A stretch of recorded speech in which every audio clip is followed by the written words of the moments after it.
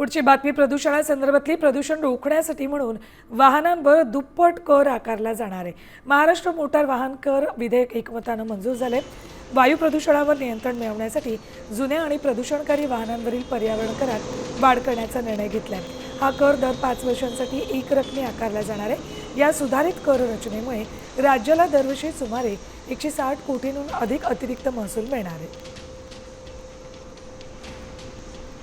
काही महत्त्वाचे मुद्दे बघा ग्राफिक्सच्या माध्यमातून. दुचाकी वाहनांसाठी पर्यावरण कर 2,000 वरून 4,000 रुपये केलाय.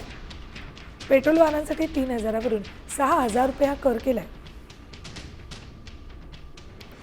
डिझेल वाहनांसाठी 3,500 वरून 7,000 रुपये कर आकारला जाईल. हा कर दर 5 वर्षांसाठी एकरकमी आकारला जाईल. वाढत्या वायू प्रदूषणावर नियंत्रण आणण्यासाठी म्हणून करवाढ केली. तर सुधारणा विधेयक 2026.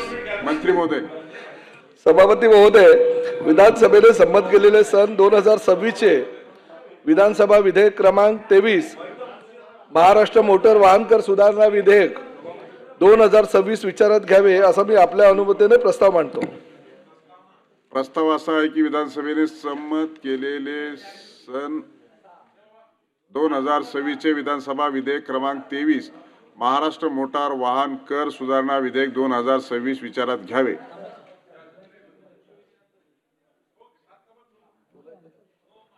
नाही, सभापती महोदय, या बिलाच्या माध्यमातून सभापती महोदय तुम्हाला मांडा ना तुम्ही काय एक्झॅक्ट.